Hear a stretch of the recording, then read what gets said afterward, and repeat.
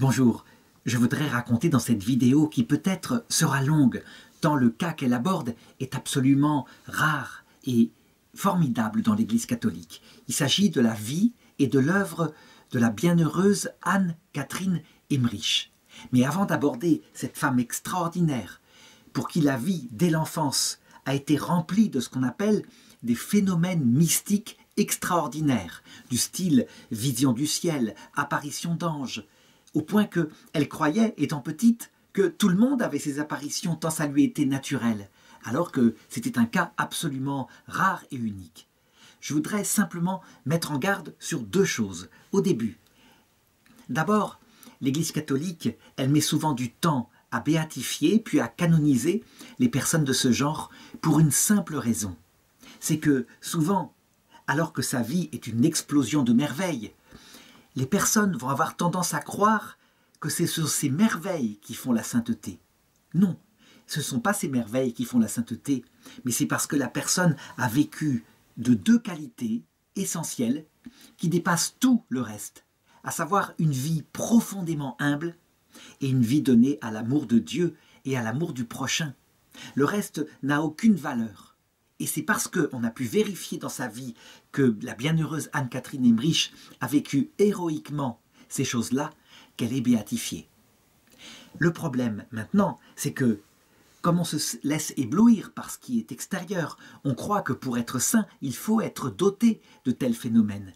En fait, Dieu les donne à ces personnes-là, qu'il choisit, évidemment, souvent parmi les saints, mais pas toujours. Il peut y avoir des phénomènes mystiques extraordinaires chez des personnes méchantes, soit parce qu'elles sont dues au démon, qui peut imiter tout cela, soit parce que la personne, Dieu passe quand même par elle, à travers des charismes pour convertir l'Église. On a vu parfois des gens méchants avoir des charismes extraordinaires, et Jésus prévient d'ailleurs. Il le dit à un moment donné, « Je ne vous connais pas ». Et les gens lui répondront, « Mais nous avons chassé des démons en ton nom, et nous avons prophétisé en ton nom. » Et Jésus leur répond, « Allez-vous-en loin de moi, vous qui faites le mal. » En l'occurrence, pour Anne-Catherine Emmerich, ce n'était pas du tout le cas. Il s'avère que les phénomènes mystiques extraordinaires qui ont rempli sa vie, et puis aussi les charismes. Alors la différence, c'est que le phénomène mystique, il établit quelque chose de l'attitude intérieure, de l'âme intérieure de la personne, tandis que le charisme, il a pour but de convertir autour d'elle. Anne-Catherine Emmerich ayant été béatifiée, ça veut dire qu'il y a eu l'enquête sérieuse qui montre que, évidemment, elle ne tombe pas sous le cas que j'ai indiqué. Elle est donc une personne sainte. Cependant, attention de ne pas se faire prendre par cela. Saint Paul, d'ailleurs, le dit, 1 Corinthiens chapitre 12, verset 31, « Aspirez aux dons supérieurs, et je vais vous montrer une voie qui les dépasse toutes.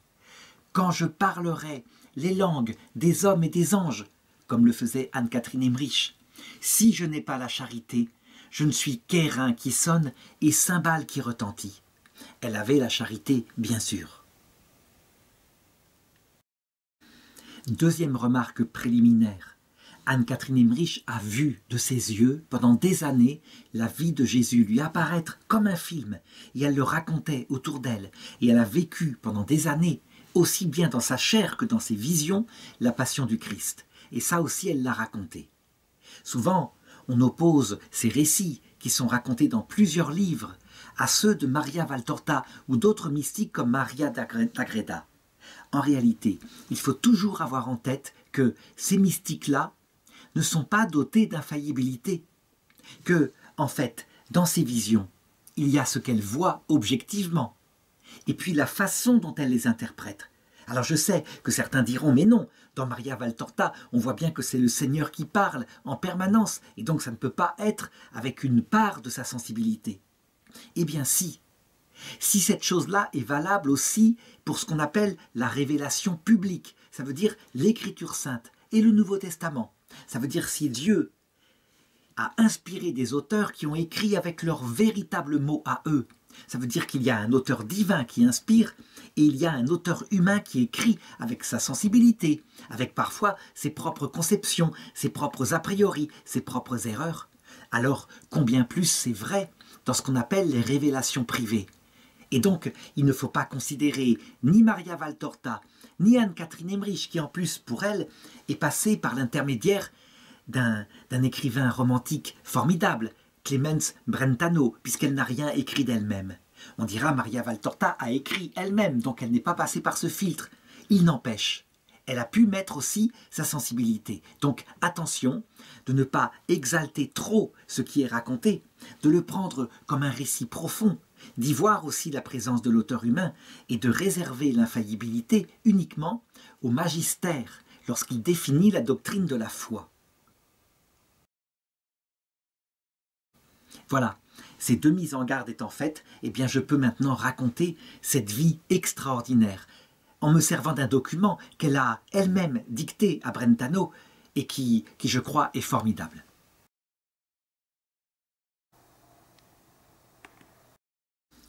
Alors, il me faut raconter d'abord l'enfance de cette petite fille qui se prénomme en allemand Anna Katharina Emmerich et qui est née le 8 septembre 1774 à Coesfeld, actuellement en Rhénanie du Nord-Westphalie, en Allemagne, d'une famille de paysans aisés mais simples et catholiques. Pourquoi? Parce que les choses commencent dès l'enfance. Les phénomènes paranormaux, ou plutôt les phénomènes mystiques extraordinaires, commencent alors qu'elle est une toute petite fille. D'abord, qui sont ses parents? Son papa, c'est un paysan dur à la tâche et qui se tait habituellement, mais qui regarde ses enfants avec tendresse. Et sa maman, c'est une femme d'autorité, elle tient sa maison. Elle est là et elle tient à ce que ses enfants ne deviennent pas vaniteux, mais qu'ils se tournent vers le Christ du mieux qu'elle peut. Et alors évidemment, elle a les qualités de ses défauts et les défauts de ses qualités. Ça veut dire que jamais elle ne fait de compliments pour sa petite fille, afin qu'elle ne se croie pas quelqu'un. Elle veut qu'elle développe en elle non seulement de l'humilité, mais l'amour du prochain.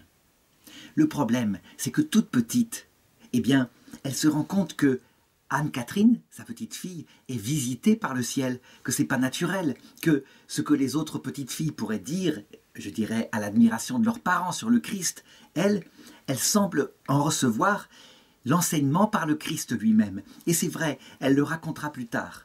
Dans ses jeux d'enfants, eh bien tout naturellement venait son ange gardien, et parfois Jésus, et Marie, et Saint Joseph, qui se mêlaient à sa vie très concrètement, et elle les voyait de ses yeux.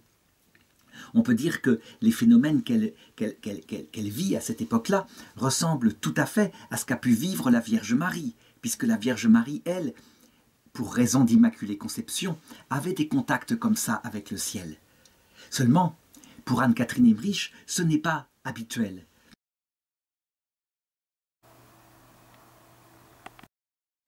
Et donc, dès le départ, certains vont se dire « mais c'est une sainte dont je ne peux pas imiter la vie, puisque ces choses-là ne me sont pas arrivées durant mon enfance. » En réalité, ce qui est habituel pour chacun d'entre nous, lorsque nos parents tiennent compte de notre baptême et prient avec nous, c'est que l'Esprit Saint vient en nous et il nous insuffle des intuitions concernant le Christ, la Vierge Marie, les saints et les anges. Mais pour Anne-Catherine, ça se passe par des phénomènes mystiques. Pourquoi? Parce qu'il veut révéler à chacun d'entre nous ce qui est habituel, et à travers des phénomènes qui sont inhabituels mais visibles, constatables. Si bien qu'elle le raconte. Quand on lui parlait de Jésus, eh bien, ou quand elle pouvait aborder Jésus à travers des livres que parfois on lui passait parce qu'il fallait bien qu'elle apprenne à lire, tout cela lui paraissait un petit peu comme des dessins jaunes, un rond jaune, par lesquels on représente le soleil sur une feuille de papier, en comparaison du soleil dans sa réalité, brillant. Et donc, elle avait une approche extrêmement concrète, presque palpable, du monde surnaturel. Et elle le dira plus tard, « Je n'ai jamais lu, jamais je n'ai aimé lire, et parce que les livres me paraissaient comme des choses obscures, en comparaison de ce que me racontaient mes compagnons de jeu qui venaient me visiter dès l'enfance. Et donc sur des thèmes théologiques très très compliqués, comme par exemple la chute des anges, la création du monde, l'histoire d'Adam et Ève, la rédemption du Christ, toute petite, elle est pleine d'intuition. Et quand elle joue avec des camarades, eh bien, quelquefois, elle se met à arrêter les jeux et elle leur raconte, à l'occasion de telle ou telle circonstance, elle leur raconte ce qu'elle sait. Et eux sont stupéfaits par les récits magnifiques qu'elle leur fait et écoutent avec beaucoup d'attention. Sa maman, quant à elle, elle a bien remarqué cette chose-là, mais elle ne lui fait comme toujours aucun compliment. Elle lui apprend par contre à s'occuper vraiment généreusement du prochain, et il arrive que Anne-Catherine, lorsqu'elle voit passer quelques mendiants, elle prend de la nourriture dans la maison pour le lui donner sans même demander la permission à sa mère.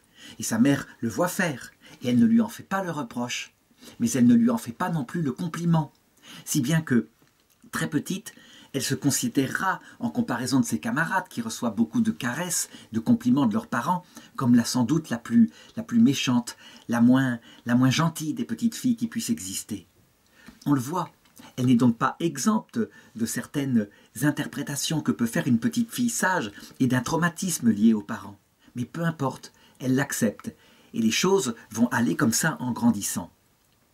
Son papa, lui, eh bien, il est obligé de remarquer aussi les choses, et un jour, il se met à l'interroger, il la prend sur ses genoux, et il lui demande « Mais d'où te viennent ces belles histoires que tu racontes ?»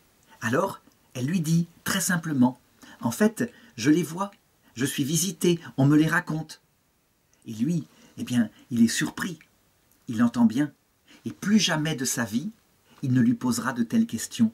Il la prend simplement comme elle est, comme son petit phénomène chéri, et il l'aime de cette façon-là.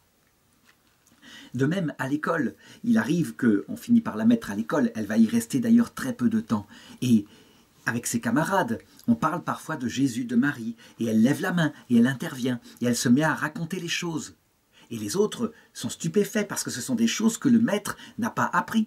Et donc, ils finissent par la dénoncer au maître en disant « Elle raconte des choses qu'elle invente, manifestement. » Le maître se fait raconter et la gronde en disant « Garde ces choses pour toi, ces choses que tu imagines. Tu n'as pas comme ça à interférer dans l'enseignement. » Elle ne va rester à l'école que 4 mois. En effet, au bout de 4 mois, le maître se dit et dit à ses parents qu'elle connaît tout ce qu'il pourrait lui apprendre et donc elle n'a pas besoin de rester plus longtemps. Alors, on la met à des petits travaux adaptés à son âge. Je m'arrête ici dans ce récit pour poser la question théologique suivante. Pourquoi est-ce qu'elle est dotée, comme ça, toute petite, de phénomènes mystiques, alors que ce n'est pas notre cas? Est-ce qu'elle serait favorisée par le Seigneur, particulièrement aimée, et ce ne serait pas notre cas? Non, c'est simplement qu'elle a une vocation qui n'est pas la vocation de tout le monde. La vocation de tout le monde, c'est la sainteté. Mais elle, c'est une vocation apostolique. Ça veut dire que sa vie entière, le Seigneur l'a choisie pour en faire une sorte de parabole vivante de ce qui se passe invisiblement dans le cœur de tout le monde. Tout ce qu'elle vit dans sa vie, il faut le regarder pour comprendre ce qui se passe invisiblement chez les enfants, je l'ai dit, si on prend au sérieux la vie chrétienne dès l'enfance. En réalité, les phénomènes qu'elle vit sont moins merveilleux que ce que peut vivre un enfant lorsque ses parents prennent au sérieux son baptême. Parce que, véritablement, l'Esprit Saint vient dans le cœur des enfants et vient comme connaturaliser le Christ, dont il est l'Esprit, avec le cœur de cet enfant. Il ne faut donc pas négliger le baptême. Nous, évidemment, nous sommes plutôt attentifs au merveilleux. Mais la petite Thérèse de l'Enfant Jésus, plus tard, lorsqu'elle donnera une petite voix, très simple, adaptée à tout le monde, ne donnera rien d'autre que ce qu'a vécu Anne-Catherine Emmerich, mais pas avec les phénomènes mystiques extraordinaires.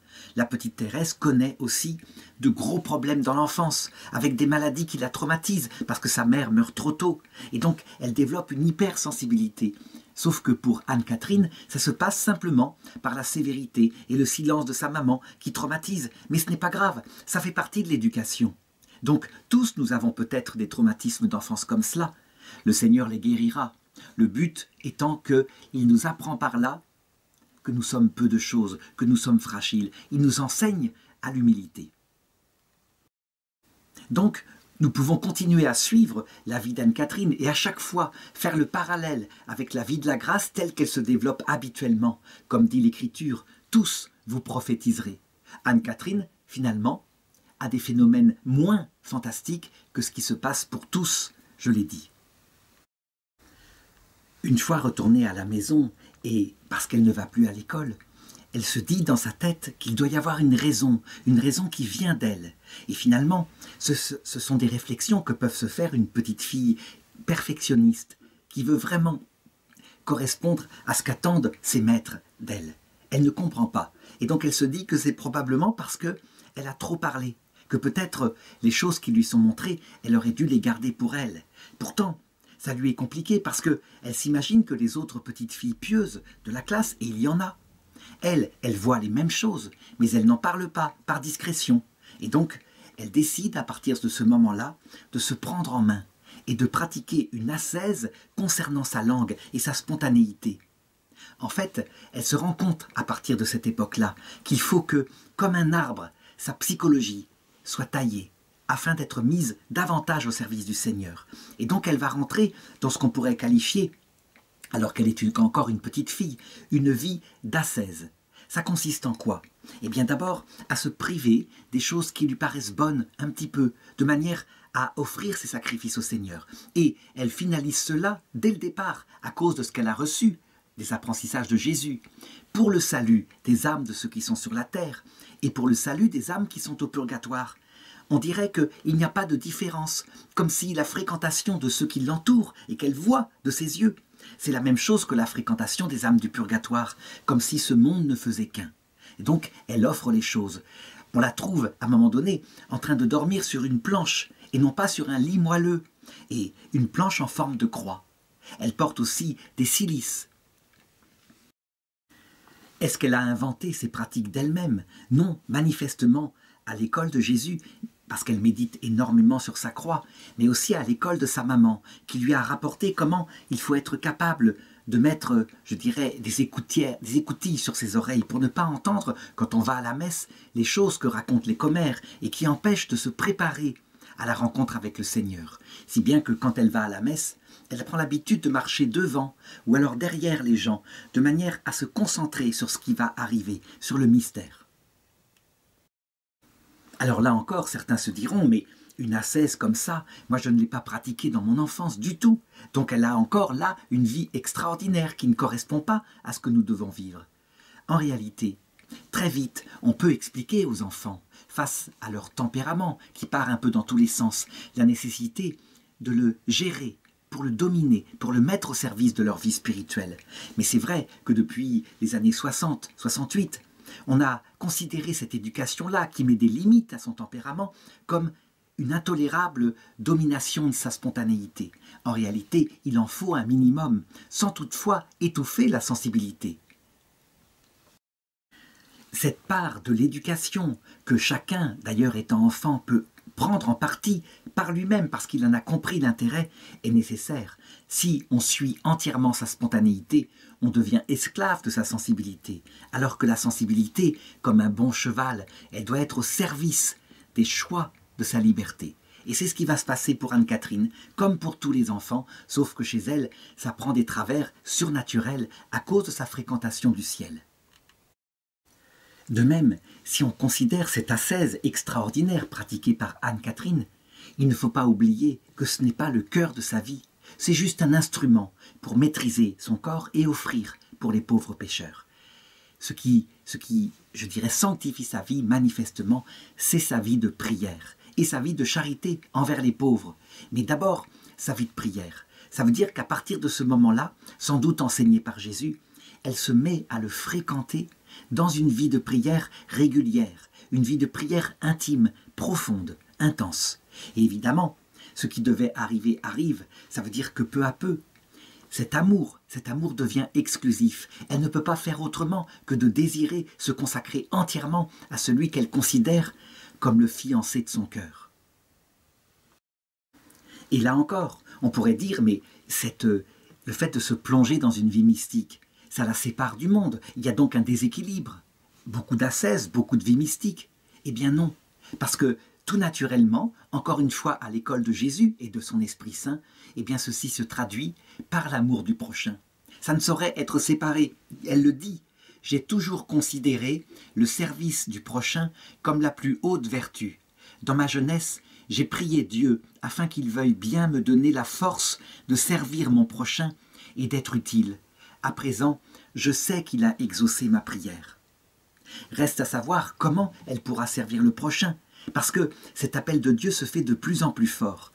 Et elle raconte comment, alors qu'elle a à peu près 24 ans, puisque jusqu'ici, elle a servi comme une pauvre petite fille de paysan dans des fermes à droite à gauche pour amener un peu d'argent à la maison. Comment un jour, alors qu'elle est en train de travailler au champ avec ses parents, elle entend au loin les cloches de l'Angélus qui annoncent la prière à la Vierge Marie. Et là, elle est saisie par un tel amour de Dieu qui brûle son cœur, qui l'emporte, qu'elle tombe par terre évanouie. Et ses parents se précipitent, la ramènent à sa maison, se demandent qu'est-ce qu'elle a comme maladie, parce que habituellement elle ne présente pas ce genre de défaillance. En réalité, c'est tout simplement la vocation, l'appel du Christ qui est tellement fort qu'elle n'arrive plus à y résister. Et ça aussi, il faut le considérer. Il arrive parfois que chez des jeunes, la vocation est un tel appel du Seigneur que quand arrivent des religieuses ou des religieux très prudents qui leur demandent d'attendre d'avoir un métier pour pouvoir par prudence ensuite entrer au couvent et en sortir éventuellement si ça ne marche pas, eh bien c'est impossible à certains. La vocation du Seigneur se fait pressante et elle, encore une fois, elle le manifeste, je dirais, par l'extérieur, par ce phénomène mystique. Il faut donc toujours considérer les vocations une par une et ne pas entrer dans cette pratique habituelle actuellement qui consiste à refuser toute vocation qui serait trop précoce. Un peu plus tard, en 1798, donc elle a 24 ans, voilà que va lui être donnée une grâce mystique extraordinaire qui, encore une fois, signifie ce qui se passe habituellement dans la vocation. Elle va à l'église, et là, elle est prise de dévotion, d'une très grande ferveur pour le Seigneur, présent dans le Saint-Sacrement. Et tout d'un coup, elle voit de ses yeux le Seigneur qui sort du tabernacle, vivant, visible, comme un jeune homme magnifique, qui correspond entièrement au désir de son cœur. Et là, il la regarde avec un regard de bonté, et il lui propose 2 couronnes, une couronne de fleurs et une couronne d'épines, en lui demandant de choisir celle qu'elle préfère. Et elle le raconte elle-même, aussitôt, je choisis la couronne d'épines. Et je la mis sur ma tête, et je l'enfonçai de mes doigts. Et aussitôt, je sentis la douleur qui me piquait la tête, et le sang qui coulait. Et à partir de ce moment-là, évidemment, ça veut dire qu'elle s'offre à Jésus, pour qu'il fasse d'elle ce qu'il voudra. Quelle est la signification de cette vision? Eh bien, en fait, qu'elle a été éduquée manifestement par le Seigneur, et qu'elle entre maintenant dans ce qu'on appelle une vocation d'âme victime, dont la Vierge Marie parlera à Fatima des années plus tard, lorsqu'elle dira à Lucie « Beaucoup d'âmes vont en enfer parce qu'il ne se trouve plus personne qui veuille se sacrifier pour elle. » Ça veut dire qu'en fait, elle est appelée à une vocation particulière, celle de la souffrance, et de cette façon-là, elle prendra sur elle par amour la souffrance de beaucoup d'âmes, et en particulier à l'heure de la mort, de telle façon que, surprise par un tel amour, elle se tourne vers le Christ, et non pas elle choisisse la liberté solitaire de l'enfer. On pourrait cependant se demander, est-ce que ça veut dire que tous nous sommes appelés à cela, à choisir plutôt une vie de douleur, afin d'offrir aux autres, et non pas une vie avec de la joie? La réponse est qu'il faut regarder quelque chose de parallèle qui est arrivé à un saint, un peu plus tardif, le Saint Maximilien Kolbe. Saint Maximilien Kolbe, quand il était petit, eut à peu près le même rêve. Et la Vierge Marie lui présenta 2 couronnes. Une blanche, qui signifiait la pureté, et l'autre rouge, qui signifiait le martyre. Et lui, qu'est-ce qu'il choisit? Eh bien, les 2. Les 2, tout simplement. Il les prit toutes les 2. Et effectivement, sa vie est à la fois une vie de pureté, de joie au service de sa reine, la reine de son cœur, la Sainte Vierge, avec la fondation d'énormément de journaux, une œuvre auprès de frères franciscains à qui il va apprendre à aimer la Sainte Vierge, et auprès de toute la Pologne. Mais en même temps, il donnera sa vie comme martyr à Auschwitz, afin de libérer un pauvre père de famille qui avait été condamné à mort par les nazis, à mourir sur place de faim dans un bloc de la mort. Alors, qu'est-ce qu'il doit en être pour nous qui sommes laïcs, qui sommes parfois pères et mères de famille? Est-ce que nous devons choisir, devant Jésus, la couronne de douleur? La réalité, c'est qu'à un moment donné, tôt ou tard, il faudra bien que nous passions par des moments de douleur afin que notre cœur se prépare à la vie éternelle. Mais en attendant, parce que nous avons parfois des responsabilités familiales, eh bien, il peut nous être demandé, vraiment, par par, je dirais, par amour pour ceux que nous devons entourer, notre famille, de choisir pour quelque temps la couronne de fleurs, pour ensuite, une fois que nos enfants ont atteint leur maturité, pouvoir donner à ce moment-là, dans les dernières années de notre vie, au Seigneur, la couronne d'épines et la prendre volontairement sur sa tête.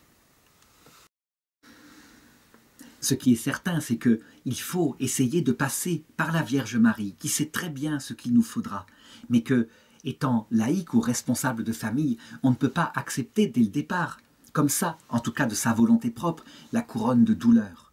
Ou alors, il faut qu'elle soit secrète, non visible, parce qu'il y a des responsabilités familiales. Voilà comment il y a une communion des saints, et dans sa vocation particulière, Anne-Catherine Emmerich, sans doute, a pris la souffrance de beaucoup de gens, et leur a permis ainsi de faire leur devoir auprès de leurs enfants.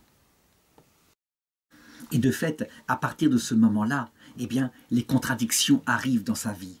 Elle commence à parler à sa famille de sa volonté de se consacrer à Dieu. Et sa famille, eh bien, refuse, en disant « Non, on a trop besoin de toi, de ton aide, à la maison, ton aide par ton travail. Tout de même, c'est un devoir. » Donc ses parents ont beau être chrétiens, quelque chose en eux s'oppose à cette vocation.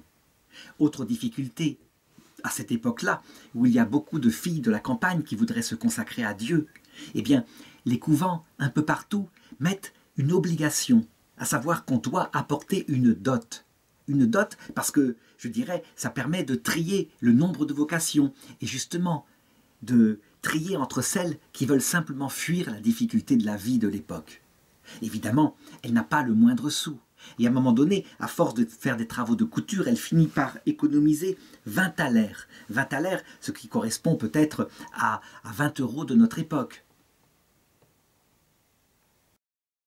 Et donc, elle prend cet argent, elle décide de se rendre en ville afin de proposer ses services, par exemple, pour jouer de l'orgue à l'église et pouvoir gagner quelques sous pour constituer sa dot et rentrer ensuite au couvent.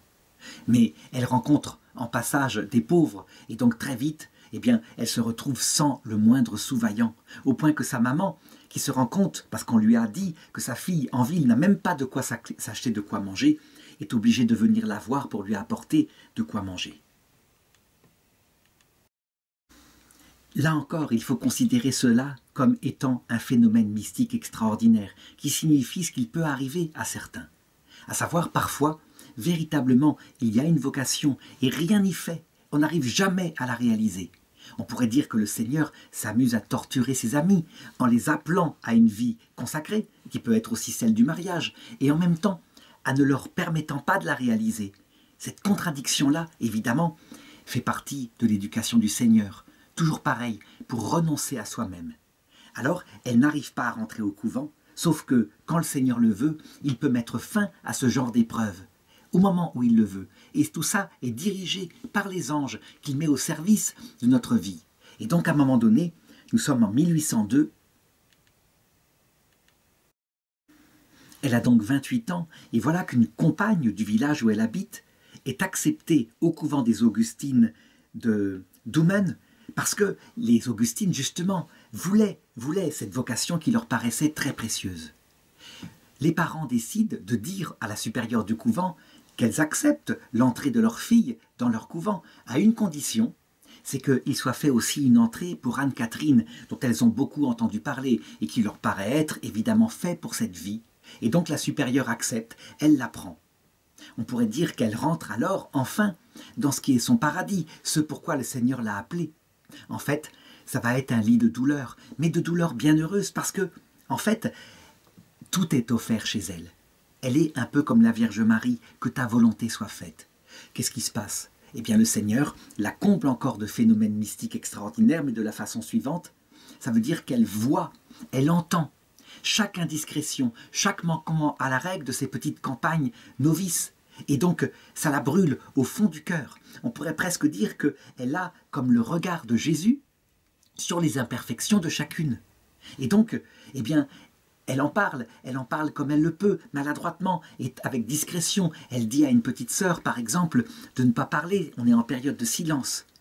Au lieu de s'attirer l'amour et la reconnaissance des sœurs, évidemment, elle va s'attirer la suspicion et aussi, je dirais, un regard de rejet, parce qu'elles se sentent jugées, elles se sentent regardées, elles se sentent espionnées. On va même jusqu'à penser que peut-être, à force du fait qu'elle sache des choses qu'elle ne peut pas savoir, elle a écouté à travers les portes. Donc ses supérieurs, et sa maîtresse des novices en particulier, ne cessent de l'humilier, de lui dire d'arrêter ces choses-là, de la faire se prosterner par terre, et les autres sont agacés par son comportement. Là encore, il y a un phénomène mystique extraordinaire qu'il faut considérer. Comment se fait-il que parfois, un agacement mystérieux, un énervement mystérieux venant de nos propres frères et sœurs se produit et accable notre vie? Souvent, on pense que ça vient d'attaques du démon qui sont là et qui veulent s'acharner contre nous. Parfois, cela vient de notre propre comportement, qui est un comportement effectivement abusif, culpabilisant. En ce qui la concerne, manifestement, cela vient du Seigneur. Et il veut lui faire porter ici un peu de la croix de ces petites religieuses, sans doute, et elles s'en sont rendues compte, mais après leur mort. En attendant, eh bien, ses compagnes prennent les choses un petit peu comme le livre de la sagesse, au chapitre 2, verset 10, le raconte. Et malheureusement, elles ne se rendent pas compte qu'elles oppriment le juste. Le texte le dit, opprimons le juste qui est pauvre, n'épargnons pas la veuve, soyons sans égard pour les cheveux blancs chargés d'années du vieillard. Tendons des pièges au juste, puisqu'il nous gêne et qu'il s'oppose à notre conduite. Il nous reproche nos fautes contre la loi et nous accuse de fautes contre notre éducation. Il se flatte d'avoir la connaissance de Dieu et se nomme enfant du Seigneur. Il est devenu un blâme pour nos pensées. Sa vue même nous est à charge. Alors on peut se dire, mais ces religieuses ont dû être punies gravement au purgatoire pour ces actes-là. En réalité, le Seigneur prend sur lui de telles fautes. Et il leur dit, il les console, il les rassure, il leur dit, vous voyez, c'était pour vous manifester votre propre faiblesse. Quant à Anne-Catherine, certainement de l'autre côté, eh bien, elle a prié pour ses sœurs et obtenu pour elle, évidemment, le pardon, parce qu'elle ne pouvait pas voir ce qui était en jeu là-dessous. Tout ça pour se rappeler que, dans nos duretés, nos jugements par rapport aux autres, eh bien, il faut toujours se souvenir que parfois, nous jugeons l'envoyé du Seigneur lui-même. Elle va rester ainsi dans le couvent des Augustines pendant 9 ans, et elle dira de cette époque-là, « La petite église de mon couvent était mon paradis sur terre ». Ça veut dire que pour elle, ça ne la gênait pas. Le fait de souffrir, et de souffrir pour ses compagnes qui ne s'en rendaient pas compte, eh bien, était sa façon d'aimer. Pendant ce temps, en Europe, les événements politiques se succèdent. La Révolution française a d'abord eu lieu et maintenant nous sommes à la période napoléonienne. Napoléon va de victoire en victoire dans toute l'Europe et on peut dire qu'il investit dans l'Empire français le territoire où elle est. Et il importe aussi les idées de la Révolution, qui sont des idées de liberté, égalité, fraternité, mais aussi d'anticléricalisme, si bien que les autorités politiques de son pays décident en 1811 de séculariser les couvents de religieuses contemplatives aussi. C'est un petit peu ce qui s'est passé pendant la Révolution. On estimait que les religieuses n'étaient pas libres, qu'elles étaient simplement soumises à l'arbitraire de l'intolérante Église catholique. Et donc, elle est obligée, avec ses sœurs, de sortir du couvent. Et à ce moment-là, elle devient gouvernante de l'abbé Lambert, qui est un prêtre catholique qui a fui les persécutions en France pendant la Révolution. Et elle écrira, en souvenir de ces années de couvent, qui ont constitué pour elle la plus riche des expériences. En effet, malgré les souffrances extérieures qu'elle avait, son âme était consolée en proportion par la présence du Seigneur. On peut dire qu'à cette période-là, les visions mystiques se sont multipliées. Et d'ailleurs, c'est ce qui se passe toujours quand quelqu'un accepte dans l'obéissance les souffrances et les contradictions d'une vie. La grâce se met à surabonder. Mais la grâce que nous ne voyons pas habituellement, simplement qui se met dans l'esprit, par l'Esprit Saint. Et chez elle, comme je l'ai dit, tout se réalise extérieurement. Ça veut dire qu'à cette période-là, eh bien, elle fréquente, elle voit de ses yeux l'Ancien Testament, le Nouveau Testament, de manière de plus en plus claire. Et ce qui lui paraît vivant et évident, comme par une science infusée par le Christ. Ça veut dire une science surnaturelle, ça ne vient pas de ses propres facultés, de sa propre méditation. Ça vient du Seigneur. Elle voit le rapport entre tous les événements de l'Ancien Testament il parlait du Christ. De manière vivante, elle voit de ses yeux comment Moïse, avec ses armes de fer, est une image du Christ, avec les armes de la foi, et il conquiert la terre promise pour nous les hommes, son peuple. On se rappelle comment le Seigneur, lorsqu'il était avec les pèlerins d'Emmaüs, leur avait expliqué tout cela.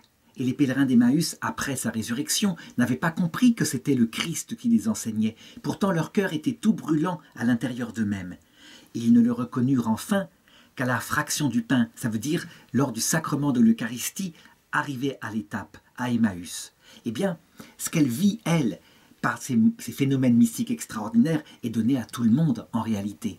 Quand on prend au sérieux la vie chrétienne et qu'on fréquente le Seigneur par la prière, et aussi par l'acceptation des souffrances, de telles grâces sont données, je l'ai dit, à tous les hommes. Et encore une fois, il faut se souvenir de cette prophétie qu'avait fait l'Ancien Testament. Tous tes enfants prophétiseront. Mais, évidemment, nous ne nous rendons pas compte du caractère absolument merveilleux de ce phénomène, parce qu'il n'est pas extraordinaire, comme pour Anne-Catherine Emmerich. On pourrait dire qu'elle vit ce que nous vivrons probablement, cette fois de manière visible avec les sens extérieurs, lors du jugement général, à la fin du monde, lorsque tout sera révélé sur tout, à tous. Eh bien, elle voit non seulement la préfiguration, la préparation du salut, elle voit non seulement le salut lui-même réalisé par notre Sauveur, mais elle voit aussi le rôle de Satan, qui est présent partout et qui essaye d'éloigner au maximum ce salut, parce qu'il ne le supporte pas. Elle comprend les ramifications de ce qu'on appelle le mystère de l'iniquité. Ça veut dire la révolte de Lucifer au début du monde, et cette révolte qu'il applique avec la permission de Dieu pour essayer d'entraîner le maximum d'âmes en enfer. Reste à analyser maintenant quelle est la manière dont lui parviennent ces prophéties lorsqu'elle est au couvent et ensuite lorsqu'elle en sortira. Eh bien, il faut le savoir. Ça lui apparaît en perfection. Ça veut dire que non seulement elle voit de ses yeux les scènes, mais en même temps, il y a la présence dans son imagination de ce qu'elle symbolise, donc à travers des symboles qui peuvent être significatifs pour nous. Par exemple, elle voit le démon apparaître sous forme d'une créature bestiale, véritablement, mais ce n'est pas la forme réelle du démon. Et en même temps, elle comprend, évidemment, que c'est son péché qui le rend tel. Elle voit aussi, par exemple, des hommes de l'Ancien Testament qui pêchent, et ce péché s'exhaler de leur âme et de leur bouche comme une fumée noirâtre qui sort. Donc là encore, cette fumée noirâtre est un symbole de la pensée mauvaise qui est sortie de leur cœur. Elle peut assister à des scènes de l'histoire, et même de l'histoire de l'Église, où elle voit mêler à ces scènes la présence des anges qui orientent l'Église, qui inspirent les papes, mais aussi parfois la présence des démons qui orientent l'Église vers une chute, vers un développement de sa fierté, de son orgueil. En tout cas, les hommes d'Église sont tels. Pour elle, évidemment, ceci est accompagné d'un troisième niveau. Elle comprend profondément le sens de tout cela. Elle le comprend à la lumière de tout ce que Jésus lui a enseigné depuis son enfance, c'est-à-dire qu'elle voit l'œuvre du salut en train de se faire. Cependant, encore une fois, je dirais qu'on a là l'explication de la manière dont a été produite l'écriture sainte, la révélation publique, parce que c'est la même chose. Ça veut dire que chez les auteurs de l'écriture sainte, la révélation publique, par exemple Saint Jean, il y a eu des visions. Saint Jean a assisté à ce que le Christ a vécu. L'Esprit Saint ensuite lui a été donné, qui réexpliquait les choses de l'intérieur. Il a vécu des années avec la Vierge Marie, qui lui a raconté ce qu'elle comprenait par l'intelligence supérieure qui lui avait été donnée, par la grâce de son immaculée conception. Et ensuite, lui, Saint Jean, il a écrit, mais il a écrit sur des papiers, ce qui veut dire qu'entre sa pensée, qui comprenait les choses, et le papier, il y avait déjà une dégradation. Et ensuite, eh bien, l'évangile nous est donné, et nous le lisons, et nous n'avons pas Saint Jean pour rectifier notre mauvaise compréhension. Donc qu'est-ce qui se passe? L'Esprit Saint vient nous réexpliquer si nous voulons prier. Et si nous ne prions pas, eh bien nous sommes devant un texte brut, très compliqué à comprendre. Par exemple, quand Jésus dit « Celui qui mange ma chair et boit mon sang, celui qui n'a pas l'Esprit Saint dit « Mais ces paroles n'ont aucun sens, ça veut dire quoi, manger ma chair? Est-ce que c'est du cannibalisme ?» donc l'évangile selon saint Jean est comme fermé quand l'auteur principal, qui s'appelle l'Esprit Saint, ne vient pas nous éclairer. Eh bien pour Anne-Catherine, c'est un peu analogue. Il ne faut pas croire que tout est précisément dit et comme ça. C'est-à-dire qu'elle l'écrit instantanément, sans aucune erreur, sans aucun... rien du tout. Il se passe des intermédiaires. En fait, elle n'écrit pas grand-chose. Et à un moment donné, le Seigneur va lui faire rencontrer un poète romantique allemand qui s'appelle Clemens Brentano.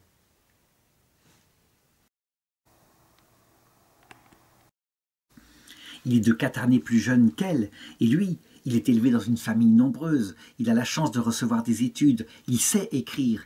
Il va se mettre à écrire des œuvres parfaitement profanes pour mettre en avant la grandeur et la noblesse de l'Allemagne. Et en particulier, il met dans un livre qui s'appelle « Le corps enchanté de l'enfant » tous des contes populaires qui ont été écrits et qui sont transmis de génération en génération par les familles. Il y a d'ailleurs à cette même époque les frères Grimm qui font le même travail. Et c'est lui qui inventera la légende du Loreley, donc quelque chose en rapport avec la mythologie germanique. On ne peut pas dire qu'il est quelqu'un de prédestiné à pouvoir connaître Anne-Catherine Emmerich. Eh bien, c'est le Seigneur qui lui fera rencontrer Anne-Catherine Emmerich, qui d'ailleurs a eu la vision que c'était l'homme que le Seigneur avait choisi pour écrire en son nom. Et donc, il va la rencontrer.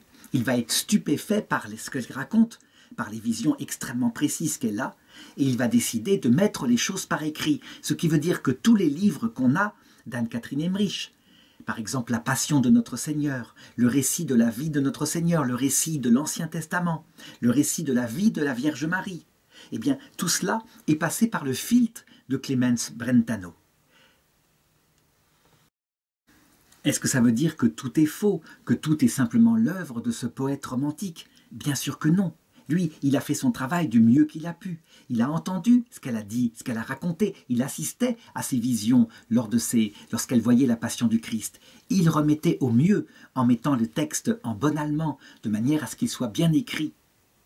Donc, on pourrait dire que certains, lorsqu'ils comparent par exemple Marie d'Agreda, Anne-Catherine Emmerich, Maria Valtorta, qui sont 3 mystiques qui ont écrit sur la vie du Christ, relèvent les contradictions et disent manifestement la plus directe, la meilleure, ça ne peut être que Maria Valtorta parce qu'elle, elle a écrit directement, sans aucun intermédiaire, dans son lit. Elle a écrit tout ce qu'elle voyait juste après l'avoir vu. En réalité, il ne faut pas se faire d'illusions. Même pour Maria Valtorta, il n'y a pas d'infaillibilité, parce que tout passe par le filtre de sa sensibilité, de son interprétation, de sa propre théologie. Par exemple, on remarque à un moment donné qu'elle a une vision sur l'origine de l'humanité, du moins elle l'annonce comme cela. Et elle parle que les hommes préhistoriques seraient en fait des descendants liés au péché originel. On sait que la science dit l'inverse, il a existé des hommes préhistoriques qui étaient animaux. Et le pape Jean-Paul II a bien montré les choses. Le corps de l'homme, est-ce qu'il vient en partie par l'évolution? Manifestement oui, c'est plus qu'une hypothèse scientifique, dit-il. Par contre, l'âme de l'homme, l'âme spirituelle avec la grâce originelle, cette âme a été créée directement par Dieu dans un couple humain, Adam et Ève, qui sont nos premiers parents. Et donc, certains ont voulu opposer ces mystiques avec le magistère de l'Église. Ils ont bien tort. On pourrait dire que le magistère de l'Église, même s'il n'est pas infaillible à 100% sur les domaines scientifiques, ici il y a un aspect scientifique, par contre, sur l'aspect de la création de l'âme dans le couple Adam et Ève, là, le magistère engage son infaillibilité. Et donc, véritablement, dans ces cas-là, c'est le magistère qu'il faut regarder. Par contre, on a là, à travers ces saints mystiques, quelque chose qui est pensé à travers le filtre de leur mentalité et qui vient en partie d'eux, en partie du Seigneur. En tout cas, l'Église catholique, lors de la béatification d'Anne-Catherine Emmerich, a écrit « La bienheureuse Anne-Catherine Emmerich ne nous a laissé que 3 lettres dont l'authenticité manuscrite soit certaine. Les autres écrits qui lui sont attribués ont des origines diverses. Les visions de la Passion du Christ ont été annotées, réélaborées, très librement et sans contrôle par l'écrivain allemand Clemens Brentano et ont été publiées en 1833 sous le titre de la douloureuse Passion de notre Seigneur Jésus-Christ. Les œuvres en discussion ne peuvent donc pas être considérées comme des œuvres écrites ou dictées par Anne-Catherine Emmerich, ni comme des transcriptions absolument fidèles de ses déclarations et de ses récits, mais comme une œuvre littéraire de Brentano qui a procédé à de telles amplifications et manipulations. Là, le Vatican est très dur, qu'il est possible d'établir il est impossible d'établir quel est le véritable noyau attribuable à la bienheureuse. Je serai évidemment beaucoup moins sévère. Il y a véritablement l'inspiration d'Anne-Catherine Emmerich derrière, mais comme dans l'écriture, à travers le filtre humain de l'écrivain humain. Et je pense que si on faisait les mêmes études, par exemple pour l'Évangile selon saint Luc ou les Actes des Apôtres écrits par saint Luc, qui n'a pas été témoin direct des événements, eh bien, on verrait parfois les mêmes travers. L'écrivain humain y a mis son travail. C'est ce que raconte le document de Vatican II, Dei Verbum. Le pape Saint Jean-Paul II, d'ailleurs, fut beaucoup moins sévère que ce cardinal qui s'appelle José Saveria Martins, et c'est pourquoi il fait figurer dans l'acte de béatification d'Anne-Catherine Emmerich la douloureuse passion de Jésus-Christ.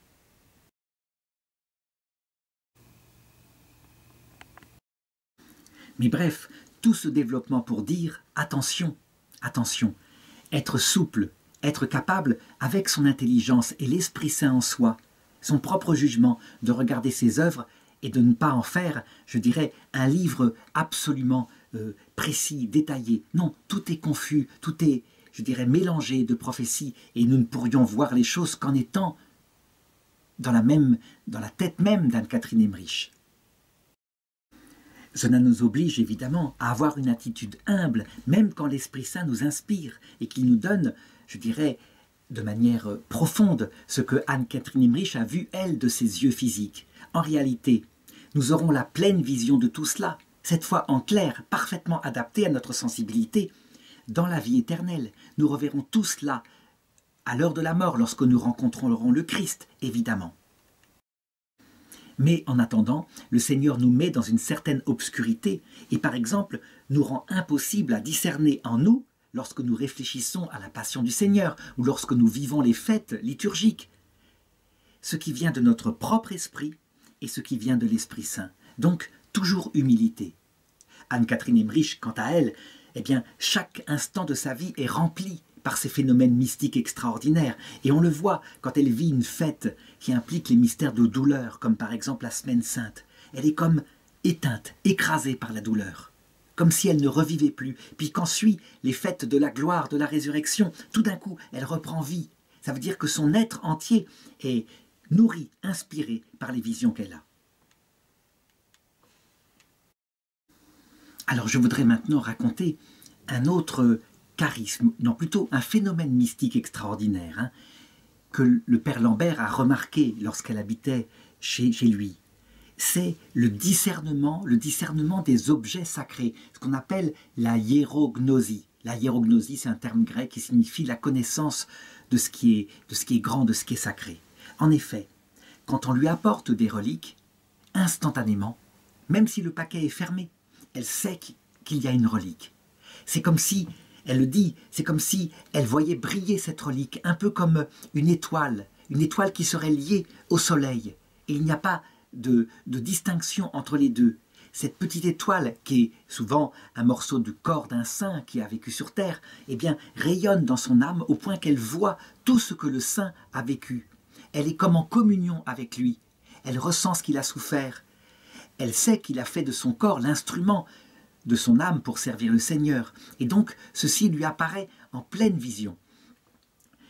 Elle constate qu'il n'y a pas de séparation entre l'âme du saint qui est au ciel et puis d'autre part ces reliques qui sont encore sur terre et qu'elles nous sont données afin de nous rapprocher intimement de ce saint. En réalité, ce phénomène-là, ce phénomène mystique extraordinaire, est un phénomène qui signifie pour nous tous la communion des saints, ce qu'elle est réellement. Ça veut dire que lorsqu'on s'appuie sur une image d'un saint, comme par exemple l'image du Christ derrière moi, c'est pas un saint, c'est Dieu fait homme. N'empêche que cette image-là, elle a le pouvoir, comme un sacramental, de nous rapprocher du Christ lui-même. Elle n'est qu'un instrument. Quand évidemment, c'est quelque chose de plus fort, comme par exemple le Saint-Suaire de Turin, dans sa réalité. La proximité avec la passion du Christ est réelle. Et ce phénomène, c'est certainement un phénomène de sacramental. Ça veut dire notre psychologie est touchée par le fait que le Saint-Suaire a touché le corps du Christ. Et du coup, en est bouleversée.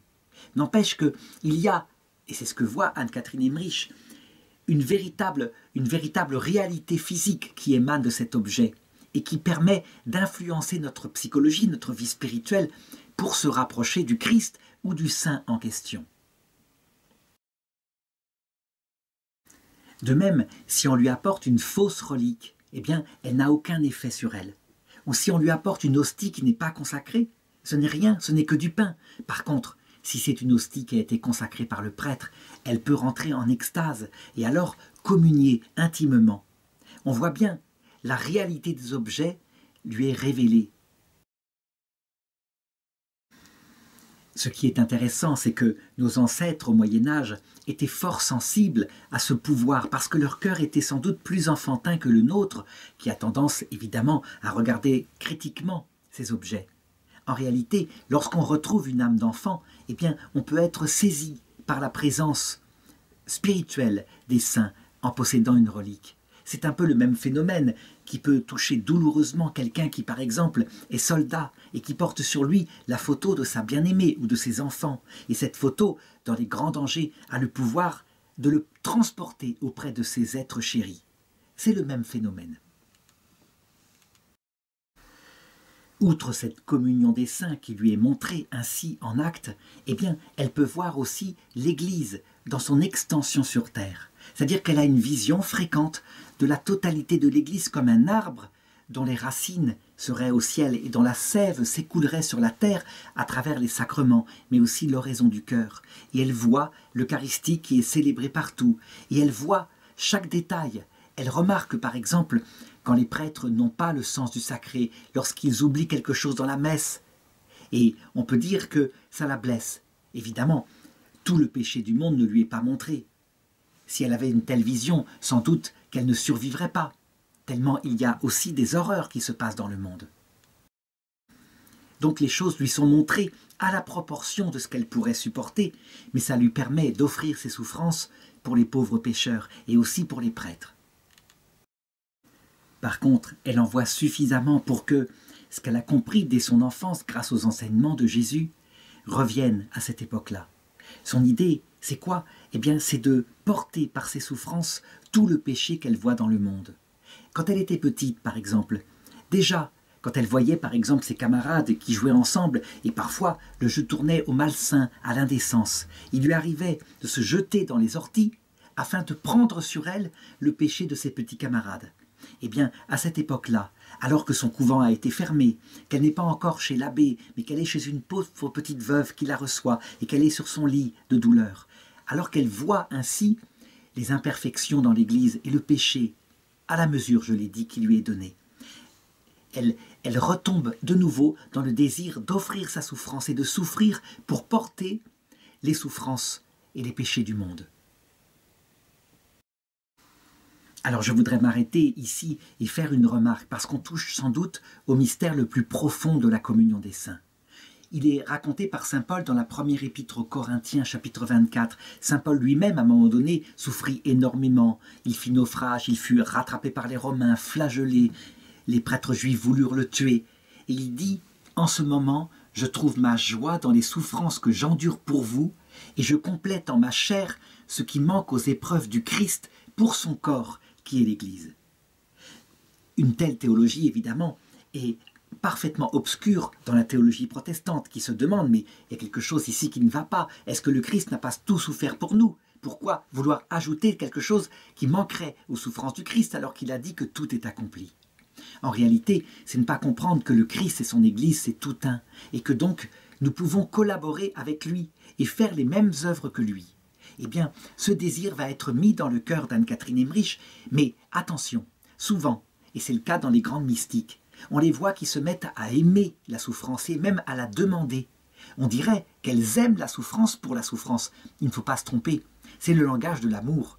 La réalité, c'est qu'elles aiment Dieu et qu'elles aiment leur prochain.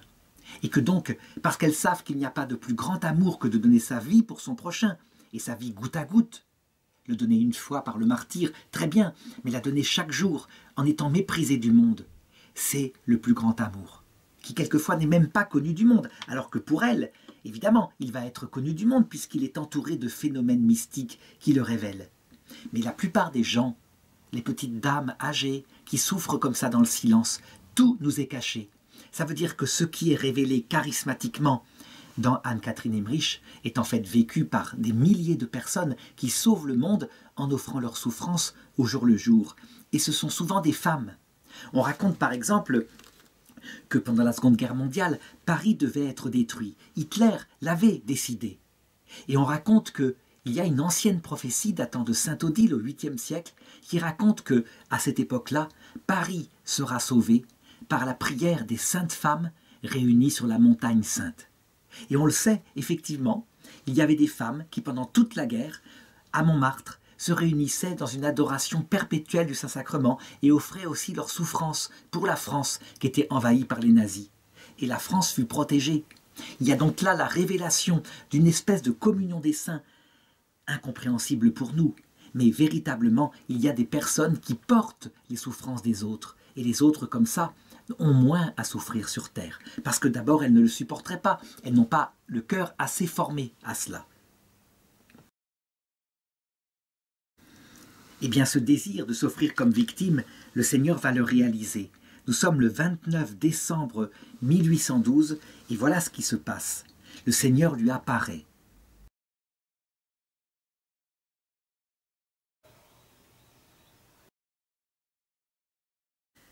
Il trace sur elle le signe de la croix et aussitôt sa poitrine se trouve marquée d'une double croix rouge, dont le sens symbolique est peut-être par exemple la croix de Jésus et la croix de Marie, parce que Marie a eu le cœur transpercé à la croix. Sauf que la croix de Jésus est une croix de douleur physique aussi, et la croix de Marie est celle de la compassion. Laquelle des deux est la plus douloureuse? Les deux coopèrent ensemble pour le salut du monde. Et cette croix met son cœur en feu, et elle demande au Seigneur de pouvoir participer un petit peu à ses souffrances. Alors, du haut du ciel, le Seigneur lui apparaît encore plus beau avec les 5 plaies de sa douleur. Son désir de s'unir aux souffrances du Christ est tellement fort qu'elle lui demande de la faire participer un petit peu à cela. Et elle voit, jaillissant de ces 5 plaies, comme des rayons de lumière terminés par une flèche et qui viennent frapper son corps aux mêmes endroits où sont les plaies du Seigneur. Chaque symbole, chaque signe de cette vision a évidemment une signification qu'il faudrait analyser, mais il suffit de retenir une chose. Manifestement, c'est de la croix du Christ qu'elle est maintenant chargée. Cette croix provient du Christ. Ce n'est pas la croix du mauvais larron qui est beaucoup plus lourde à porter. Ce n'est pas la croix du bon larron qui n'a pas encore sa signification, mais c'est bien la croix du Christ, c'est-à-dire qu'il lui est demandé de porter avec le Christ les souffrances du monde, et elle en comprend le sens. Ça veut dire que cette croix-là, parce qu'elle a un sens, est en fait beaucoup plus légère que les autres croix qui ne font que préparer le cœur de l'homme à recevoir un jour la révélation des souffrances du Christ. À partir de ce jour, évidemment, les choses vont changer. Ça veut dire qu'elle ne vit plus seulement la passion en la regardant et en souffrant intérieurement. Elle se met à vivre la passion physiquement. Ça veut dire que quand le Christ souffre à la croix, son corps se tord de douleur. Et lorsque les clous sont plantés dans ses mains, ses stigmates, parce que ce sont les stigmates, se mettent à saigner. Évidemment, le phénomène, à partir de ce moment-là, est visible. Ce ne sont plus seulement des souffrances intérieures. Et donc, les gens autour vont commencer à s'y intéresser, et en particulier les scientifiques.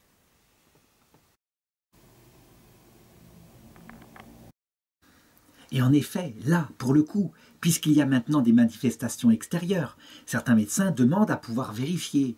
D'autres disent « c'est elle qui se les fait par elle-même ». Et pourquoi pas? Parce que le phénomène pourrait peut-être être provoqué. D'autres ne parlent pas encore d'hystérie, ça veut dire une sorte de syndrome où l'imagination projetterait dans le corps des effets comme cela. Mais après tout, certains y pensent peut-être. Toujours est-il que certains vont obtenir, et des médecins en particulier, la possibilité de vérifier objectivement s'il y a un phénomène mystique extraordinaire ou si ce sont simplement des singeries. On dispose par exemple du récit en français de l'abbé Manès et de l'abbé Fiard, qui furent deux prêtres français qui, à partir de 1812, vécurent auprès d'Anne-Catherine Emmerich et furent témoins des événements et aussi des tentatives des autorités religieuses et des autorités civiles afin de voir s'il n'y avait pas trucage. Et il raconte ceci. D'abord, il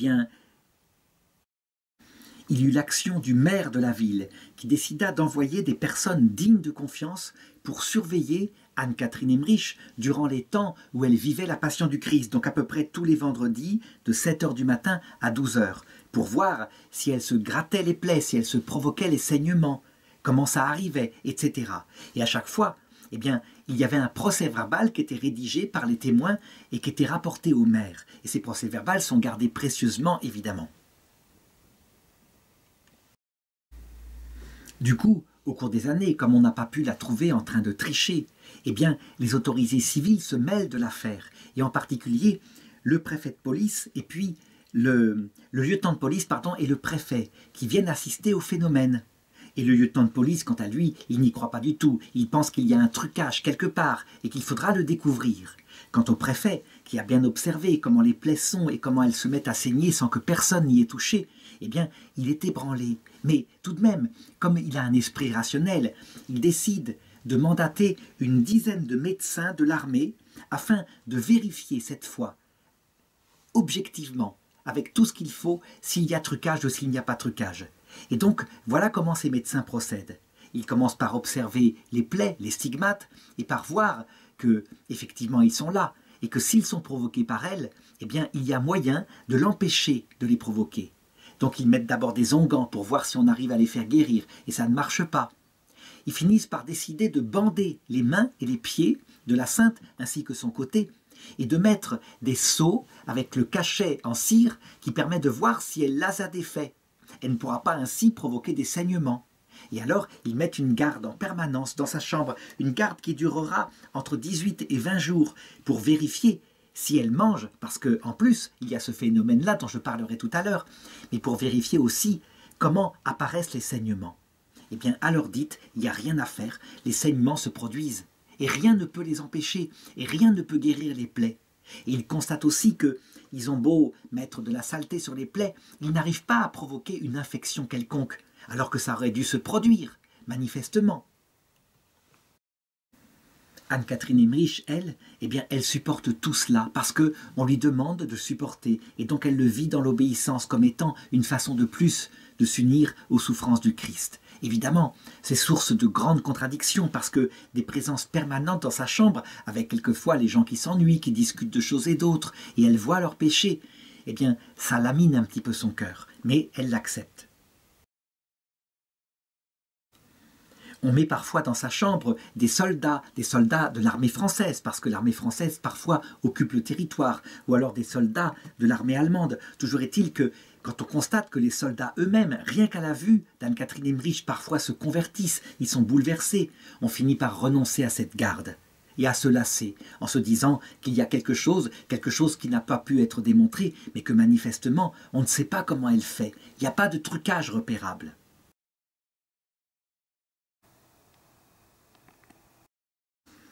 Tous les procès-verbaux de ces expériences sont gardés à l'hôtel de ville de Doulmen, qui était à l'époque un hôtel de ville protestant, et donc on peut faire confiance aux autorités, qui pensaient que, évidemment là, il y avait un trucage venant de l'église catholique.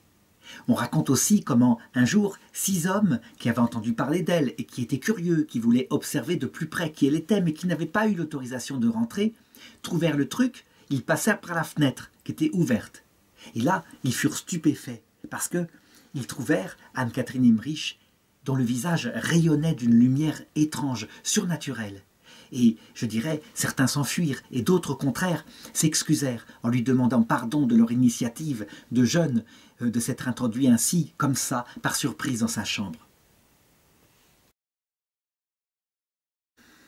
Il y avait aussi un chirurgien de Doulmen, qui, lui, se faisait fort de prouver qu'il y avait trucage, et qu'il n'y était pas arrivé. Et pourtant, il avait soumis à toutes sortes de tortures pour vérifier, évidemment, l'origine des plaies. Il était obligé d'écrire dans ses carnets qu'il n'avait pas d'explication pour ces plaies qui étaient à la fois si propres et qui saignaient, ni pour expliquer comment est-ce que le sang pouvait surgir, par quel orifice il pouvait surgir autour de sa tête, qui était souvent bandée comme on le voit sur les photos. Mais il n'y avait là, en l'occurrence, pas des plaies visibles.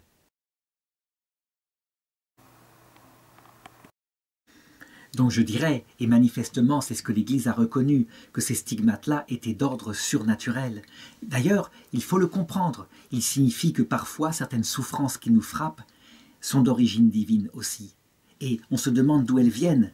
Eh bien, je dirais qu'elles ont trois effets que cherche le Seigneur. D'abord, nous apprendre notre propre limite, façonner en nous un cœur humble. Et deuxièmement, pour ceux dont l'âme est beaucoup plus spirituelle, nous unir à la passion du Christ, nous faire comprendre à quel point il nous a aimés en mourant sur la croix. Et enfin, ultimement, pour ceux qui vont jusque-là, les offrir pour le salut des âmes, soit du purgatoire de la terre, soit du purgatoire de l'autre monde, afin que tout un jour aille très vite dans la vision béatifique.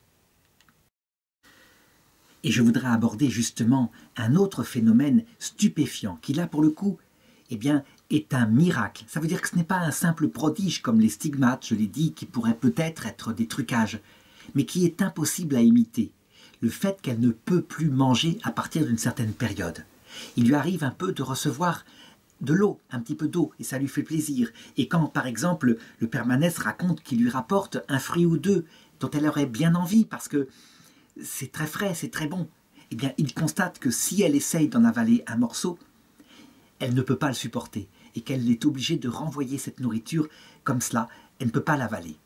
Elle ne va pas manger pendant des années. Et le Père Manès signale que lui, il l'a laissé dans cet état-là il l'a vu dans cet état-là pendant plus de 10 ans. Ce qui est fabuleux, c'est que malgré le fait qu'elle ne mange pas, et ça va être constaté puisqu'on va la surveiller, la faire garder pendant des jours, et donc si elle avait mangé, forcément, ça se serait vu, elle aurait caché quelque chose sous son lit, elle aurait été aussi obligée d'évacuer. Eh bien non, rien ne se passe de cela. Mais elle garde son apparence extérieure, elle ne maigrit pas, elle n'a pas le visage squelettique, elle a son embonpoint habituel. Elle n'est pas non plus pâle, comme ça devrait être le cas pour quelqu'un qui jeûne sans arrêt. Non, son teint est rose, son teint est gai. Quand elle vit des choses joyeuses, eh bien ça se voit dans ses extases. Elle est rayonnante de vie. Et elle est triste uniquement quand spirituellement elle vit des mystères de douleur. Ce phénomène-là va être pour la science l'obstacle ultime, d'ailleurs celui dont on parle peut-être le moins parce que, pour le coup, il est démontrable. En effet, quand on perd du sang, par exemple, quand on perd aussi de l'énergie par le simple fait que le corps chauffe, eh bien, on meurt. On meurt au bout de combien? Maximum 50 jours peut-être.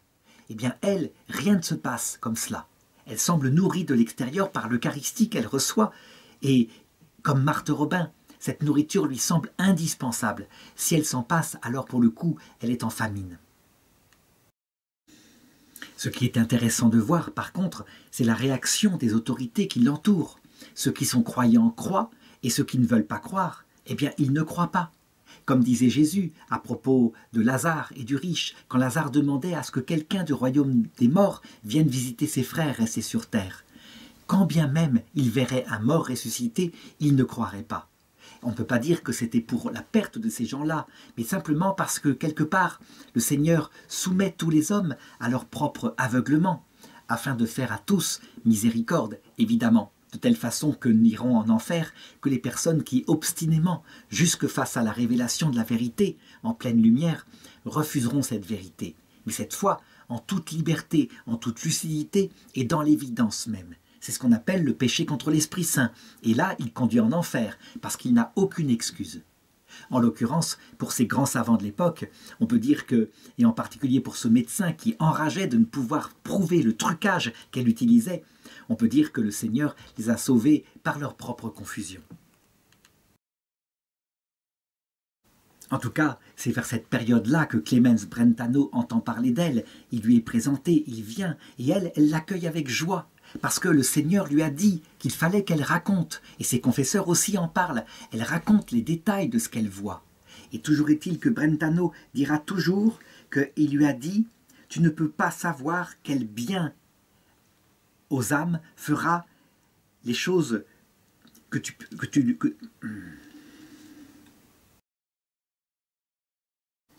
Toujours est-il que Clemens Brentano, il entre dans cette histoire et elle lui dit que le Seigneur lui a dit « Tu ne peux pas savoir le bien que fera les choses qui seront racontées par ta bouche et qui pousseront à la vertu beaucoup de personnes pécheresses. Ce que tu pourras dire produira beaucoup de bien et tu ne pourras même pas t'en rendre compte tant que tu seras sur terre. » Clemens Brentano a toujours protesté en disant qu'il entendait son récit, il le mettait tout de suite par écrit et ensuite il lui lisait le récit pour voir s'il avait inventé. Il protestera toujours en disant qu'il n'a rien inventé de lui-même. D'ailleurs, il y a certains détails que certains prêtres diront, des détails archéologiques, des détails bibliques, des détails sur les langues sémitiques qu'il ne pouvait pas inventer. On aura, et cela permet de relativiser les critiques que l'époque moderne fait sur les récits d'Anne-Catherine Emmerich, on aura même, grâce à ces récits, une découverte fabuleuse en archéologie. En effet, elle décrit dans une de ses visions la maison où la Vierge Marie, le temps de son séjour sur terre après la résurrection de Jésus, a vécu du côté d'Éphèse. Et elle décrit très précisément la vue qu'on a de cette maison avec la montagne qui a telle forme à droite et telle forme à gauche. Et donc des archéologues, en prenant ce récit, se rendront sur place à Éphèse, un endroit en Turquie qui est maintenant avec des ruines, les ruines de la ville antique, et puis des champs. Ils trouveront l'endroit et ils feront des fouilles.